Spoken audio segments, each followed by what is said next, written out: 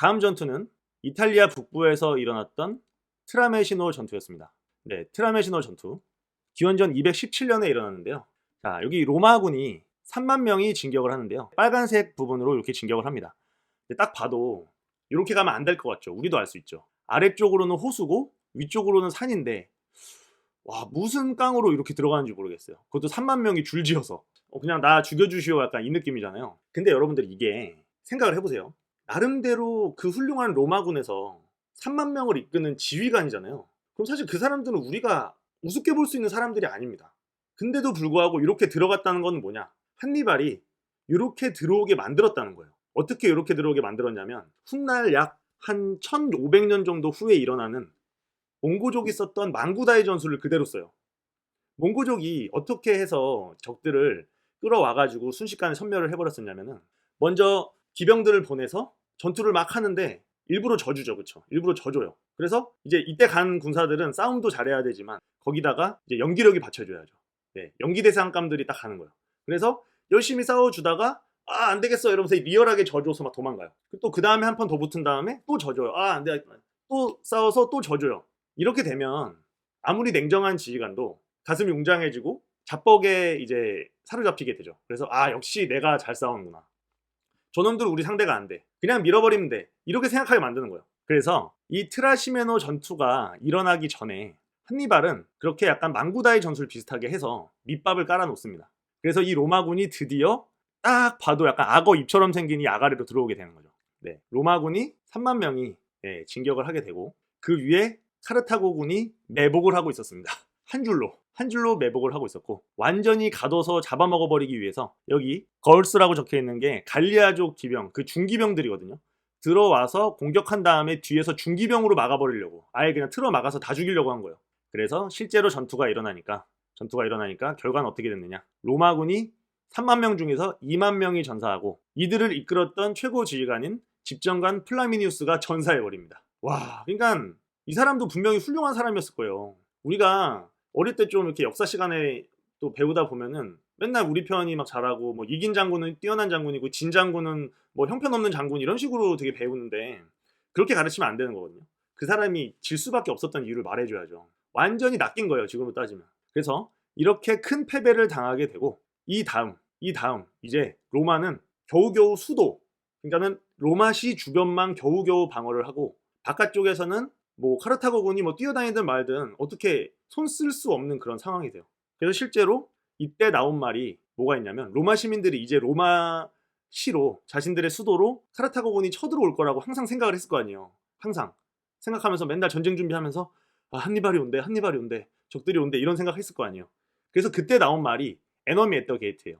영화 제목이기도 한데 그쵸? 에너미 앳 더 게이트. 게이트에 적군이 있어. 이 말이 이때부터 계속 유행을 하게 된 거예요. 그래서 이게 바로 에너미 앳 더 게이트의 유래고, 네. 로마 시민들의 불안과 공포를 대변하던 말이 바로 이 에너미 앳 더 게이트. 네. 그래서 이 로마 공화정의 수뇌부들은 집정관도 전사하고 이랬기 때문에 로마시에 틀어박혀서 어떻게 하면은 이 로마 성벽을 지킬 것이냐 이것만 계속 생각하면서 있었다고 합니다. 네, 그래서 한니발은 실제로 로마 성벽에서 한 10km 정도 떨어진 곳까지 가서 그때는 뭐 공기도 맑으니까 지금처럼 미세먼지 없잖아요. 그러니까 10km에서도 로마 성벽이 다 보이는 거예요. 거기서부터 이렇게 산책하면서 저것도 언제 잡아먹지? 이러면서 이렇게 다녔대요. 하지만 근데 이거는 좀 허세죠. 왜냐면 알프스를 넘어오면서 뭐 공성장비 같은 걸 가져올 수가 없었기 때문에 뭐 코끼리로 돌격할 수도 있는 것도 아니고, 그리고 로마시 안에는 사실 엄청나게 많은 사람들이 진짜 오기만 하면은 돌 집어 던지고 불화살 쏘고 뭐 기름 붓고 할 거라고 다 대기하고 있을 거 아니에요. 또 한니발의 군대가 로마시를 포위한다고 하면 그때 로마 전역에서 다시 한니발 군대를 포위하러 올 거 아니에요. 그렇기 때문에 이제 손쉽게 로마시를 함락시킬 수는 없었고, 그래서 사실 한니발은 또 다음 전투를 향해서 갑니다. 그 다음 전투가 바로 우리가 세계사 시간에 배운 적이 있는 칸나의 전투입니다. 칸나의 전투. 칸나의 전투는 위치부터가 엄청 엉뚱해요. 한니발이 저기까지 내려간 거예요. 이탈리아 남부 구두굽이 시작하는 그 부분쯤, 구두굽 끝부분쯤 그쯤이고, 보시면은 이쪽에 엄청나게 많은 그 화살표들이 있잖아요. 이게 한니발 군대가 이탈리아를 휘젓고 다녔던 그 모습이거든요. 그래서 칸나의 전투는 이탈리아 남부에서 벌어지게 되었고, 이번에는 지휘관이 바로라는 사람하고 파울루스라는 사람이었어요. 역시 카르타고 쪽에서는 한니발이었고, 병력 같은 경우는 이제 한니발 기병이 10,000명이 됐죠. 여기에는 누미디아 경기병하고 갈리아족 중기병이 무시무시하게 포함이 되어 있는 상태고, 대신에 로마 공화정 같은 경우는 보병이 8만 명으로 한니발보다 2배가 많았습니다. 근데 이 당시에요, 이 칸나의 전투가 시작되었을 때 로마도 사실 칼을 진짜 박박 갈아서 나온 거예요. 로마는 당시에 군대가 약간 징집제도였어요. 우리나라처럼 징집제도였는데, 징집을 하자마자 레기온이 돼서 싸울 수는 없잖아요. 그냥 뭐 갑옷 입혀주고 뭐 방패 주고 그라디우스 준다고 되는 거 아니죠. 훈련 기간이 필요한데, 자기네 나라 국토가 이런 한니발한테 막 탈탈 털리고 있었는데도 불구하고 진짜 존버 타면서 계속 애들을 교육을 시켜요. 존버 타면서 교육시키고 교육시키고 교육시켜서 8만 명을 만들었어요. 그래서 이제 할만하다, 가서 잡자, 한니발 저거 더 이상 날뛰지 못하게 하자 하고 칸나에로 딱 가서 붙은 거예요. 그래서 다시 전역도를 보여드리겠습니다. 왼쪽은 로마고요, 오른쪽은 카르타고인데, 왼쪽은 로마 레기온이 8만 명 밀집 대형으로 있었어요. 밀집 대형 같은 경우는 상대편의 중앙을 그냥 돌파해서 찢어가지고 각계격파 해버리겠다는 뜻이죠. 그리고 오른쪽에 있는 카르타고군은 보병이 4만 명이었고 볼록 초승달 대형이라고 해서 앞쪽으로 볼록하게 되어 있는 초승달 대형이었습니다. 네, 볼록 초승달 대형이었고, 중앙에서 한니발과 마고가 직접 지휘를 했어요. 그러면은 로마 레기온 같은 경우는 지휘관이 중앙에 없었나? 지휘관들이 측면에 있는 기병 쪽으로 갔습니다. 그래서 좌익에는 동맹군 기병이라고 해서 바로라는 지휘관이 지휘를 했고, 우측에는 파울루스가 로마 기병 1600명을 지휘를 했어요. 반면 카르타고 같은 경우는 경기병을 우측에 배치를 했고요, 중기병을 좌측에 배치를 했습니다. 그럼 이제 전투가 일어났을 때 어떻게 될지 한번 예상들을 해보세요. 저는 이거를 옛날에 처음에 봤을 때 솔직히 로마가 이길 거라고 생각을 했거든요. 왜냐면은 보병 차이가 너무 크니까 당연히 로마가 이기지 않나? 이렇게 생각했는데, 자, 그래서 이렇게 전투가 됩니다. 감사합니다. 오케발님께서 이렇게 또 전쟁을 예술이라고 말씀해 주셔서 저도 예술 같아요. 그리고 오늘 여러분들한테 소개시켜드리는 이 전투가 예술이에요, 다. 진짜. 뭐 나중에는 뭐 세계관 최강자들의 싸움도 나오고 그렇게 되는데, 그럼 이제 전투 시작해볼게요. 칸나의 전투, 로마 카르타고의 전투입니다. 먼저 로마가 우리의 예상대로 중앙에 있는 레기온들을 밀집 대형으로 돌격시킵니다. 기병들도 따라가죠. 기병들도 따라가서 밀어붙이라고 합니다. 이때 카르타고는 반대로 끌어들이라고 합니다. 생각해보니까 이 중앙에 있는 초승달 부분이 끌어들이기에 딱 좋은 거죠. 그리고 우측에 있는 지금 위쪽에 보이시는 기병들은 경기병이니까 빠르잖아요. 그래서 히트앤드런으로 이제 견제 시작한 거고, 중기병은 숫자도 우리가 훨씬 많고 그냥 가서 밟아버리는 거죠. 밟아버려 해서 그냥 돌격을 한 겁니다. 그럼 이제 어떻게 됐느냐, 중앙에서는 중앙 돌파하자고 하고 있고 여기선 싸움 붙었는데, 아래쪽에 있는 로마 기병들은 바로 갈리아 중기병한테 그냥 갈려나갔습니다. 그리고 북쪽에 있는 누미디아 기병은 역시 잘 하던 대로 로마 동맹군 기병들을 잘 요리하고 있었고요. 이때 한니발은 중앙에서 어떤 지휘를 했느냐, 양익을 펼쳐서 포위하라고 합니다. 훗날 우리나라의 성웅 이순신 장군께서 펼쳤던 하객진을 펼치게 되는 거죠. 그래서 좌익에서는 최고지휘관 파울루스가 기병들이랑 같이 있다가 그대로 갈려서 바로 전사합니다. 이 사람도 로마에서 되게 높은 사람이에요. 그냥 바로 전투 초반에 전사해버리고요. 이제 중기병이 뭐 파울루스 쪽을 손봐줬으니까는 다른 데로 바로 지원 들어가야죠. 반대쪽에 있는 경기병 쪽으로 그냥 지원 들어갑니다. 네, 지원 들어가서 붙으니까 이쪽에 있던 지휘관 바로 같은 경우는 깜짝 놀라죠. 뭐야, 파울루스 어디 갔어? 저기 누워있어요, 저쪽 끝에.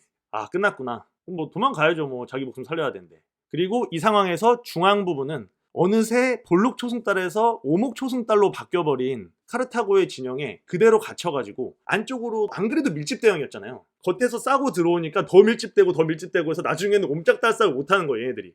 와, 로마군이 이거 필름을 던져야 되는데 손이 안 올라가. 야 잠깐, 야 비켜봐, 좀 비켜봐, 이런 상태로 칼도 못 뽑고 방패도 제대로 못 들고 자기들끼리 막 다 이렇게 돼가지고 끼어가지고 무슨 우리 신도림역 지하철처럼 야 지금 어떻게 좀 해봐 이러는데 계속 투창 날라오고 난리 나는 거죠. 어느 순간에 귀신같이 당한 거죠. 귀신같이 8만 명이 4만 명한테 쌓여 있는 거예요. 이래서 진영이 무서운 거죠. 그리고 바로는 바로 튄 건가? 이래서 바로인가? 바로는 바로 튀었습니다. 그래서 튀자 해서 튀고, 그래서 부지간 바로가 전장을 이탈을 하고요. 이탈한 다음에는 당연히 기병들이 이제 로마군의 후위로 들이닥칩니다. 이거 답이 없는데 이건. 그래서 여기서 그냥 로마가 알토란처럼 키웠던 8만 명의 고병들이 대부분이 전사하고 나머지는 항복을 하게 됩니다. 와, 이게 바로 칸나의 전투고요. 전투 결과는 로마는 총원 8만 7천 명 중에서 사망이 6만 명, 포로가 19,300명, 79,300명이면은 7,700명 살아간 건가? 와, 이 전멸이죠. 뭐 30-40%만 죽어도 전멸이라고 말을 하는데 전쟁에서는 이거는 그냥 당한 거예요. 귀신처럼 당한 거예요.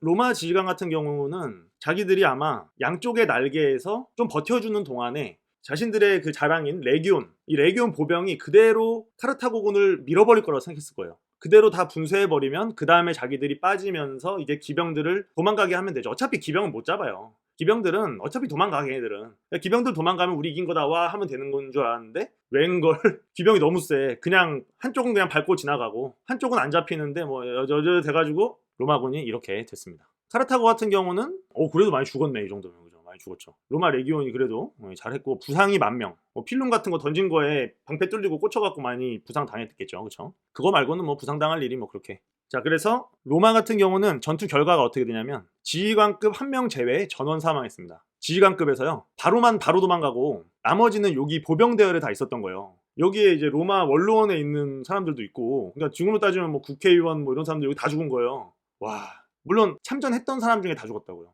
옛날에는 로마 사람들이 이제 노블리스 오블리제 해가지고 귀족들이 직접 전투 참가했잖아요. 그리고 군사들 기르느라고 재정 파탄 났는데 이거 다 그대로 갈려가지고 와, 이거 뭐 그냥 로마 재정이 파탄이 나버립니다. 그리고 이 이후로 로마는 한니발을 거의 귀신 보듯 하면서 정면 승부를 회피해요. 아니, 로마 레기온이 불패의 로마 레기온이 육지에서 정면 승부를 안 하기로 했다는 건 정말 애지간히 멘탈에 타격이 온 거죠. 카르타고 같은 경우는 이게 후세에까지 영향을 미쳤어요. 서구 전술학의 혁신.